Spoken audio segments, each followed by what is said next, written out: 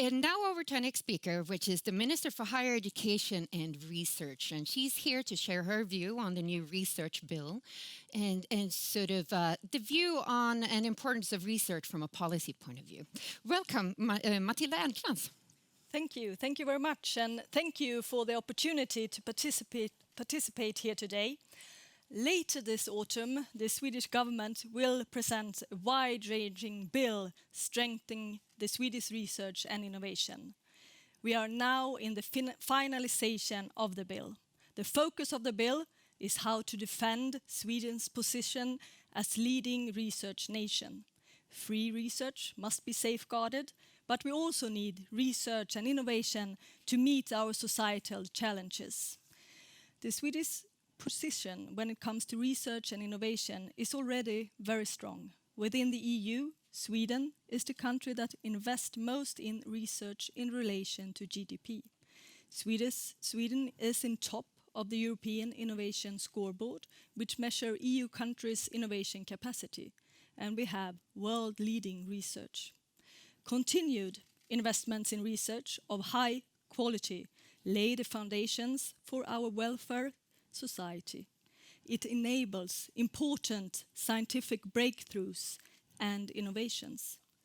This is also the way to guarantee that Sweden will be able to cope with the ongoing pandemic, but also to increase our capacity to handle future crises and challenges. And I'm sure that Digital Futures will play an important part in this. I think the outbreak of COVID-19 is clearly showed the importance of research and knowledge. Although the virus that causes the pandemic was new, researchers have made rapid progress in development of vaccines and treatments. This has been possible due to investment in strong basic research and high-quality research infrastructure and other necessary equipments. Through these investments, a high basic capacity has been built up in several research areas, which has contributed to researchers being able to initiate highly needed research projects. Is there ever a time when we should invest in research and innovation? It is now. I believe people expect that of us, seeing the great challenges we face with health, climate and digitalization, for example. Digitalization is a rapid changing area. Since the last research bill, there have been an accelerated pace of digitalization. It goes deep throughout all parts of our society, including the healthcare, with rapidly emerging fields as AI. I am glad to see Digital Futures now become a reality. It is important and strategic. It was announced in the previous research bill and received funding through the budget bill this year in collaboration with other important investments. Digital Future will help our society to better efficiency and hopefully a little bit more solidarity when implementing new technology in our everyday life. I was able to see some of those new technologies being done by Ericsson ABB here before the inauguration. Very interesting. In the next research bill from the government, we will continue our investments to meet challenge and opportunity that digitalization is to our society. In the budget bill presented this month, the government announced a total level of investments in research for the coming 4 years. Already next year, we propose an increase of 3.4 billion Swedish crowns in the research budget, and it will increase to 2024, estimated to 3.75 billion Swedish crowns. And the government proposal is based on an agreement with the Centre Party and the Liberal Party. The research budget means that large funding is put forward early in the coming period. It's needed to get us out of the crisis and to compensate for the fact that private financing is expected to decrease next year.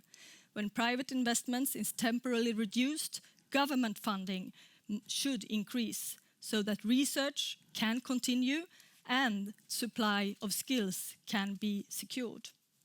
So the investments in research and innovation are important it's important for a green restart of the economy, creates new jobs and new innovations.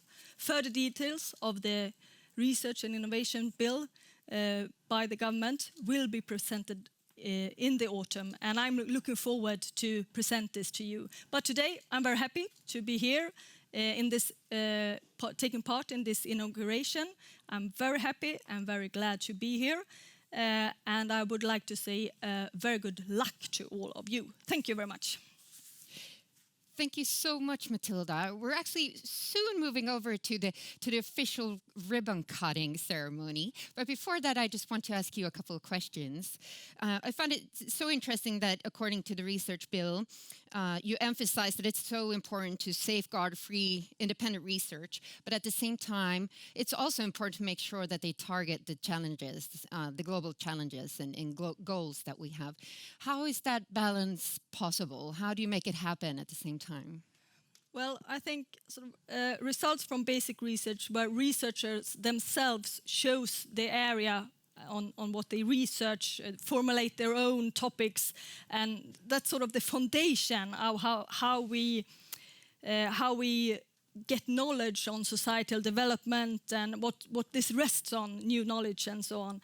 And it's easy, not easy, but it's more easy to identify the challenges of today, but it's much more difficult to identify the challenges of tomorrow. So that's why free and basic research are so important. But I think addressing the societal challenges is a way to balance this, because if you want to address the societal challenges, you need both basic research and applied research.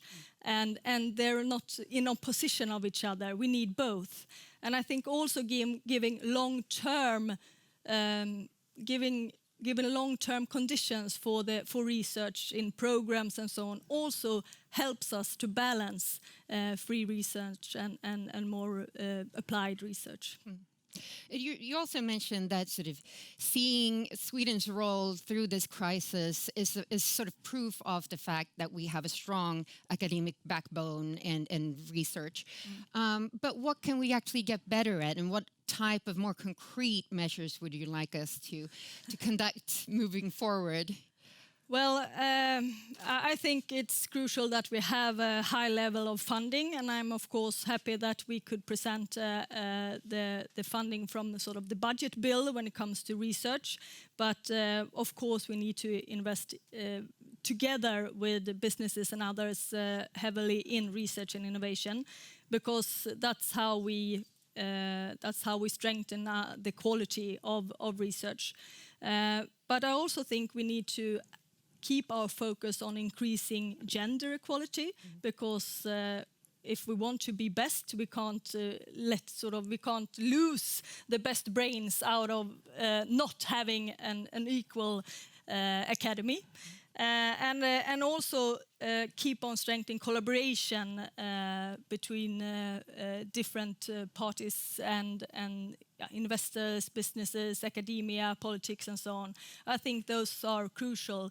And if I can add something to that, is that I think we need to do even better when it comes to European and international collaboration, because that also strengthens the quality of our research, but I think it's absolutely crucial if we want to be able to meet the challenges that we have ahead of us.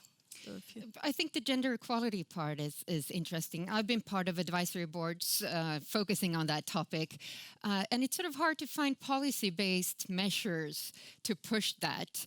I mean, companies can have their goals, but what can politics do to make a difference there?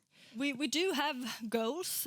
We have goals how we want to increase to get more females in professor level, and this is something that I talk a lot with the universities on, and I feel that there are a true engagement from sort of the academia that we know that we need to be better, but it's a struggle. We have to keep on doing this, and I think it takes quite a leadership. I forgot one thing sort of that I think is crucial for being a leading research nurse.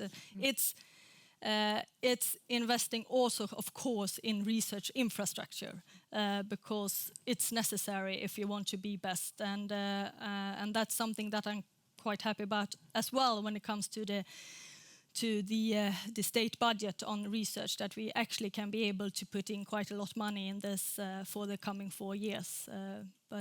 Yeah.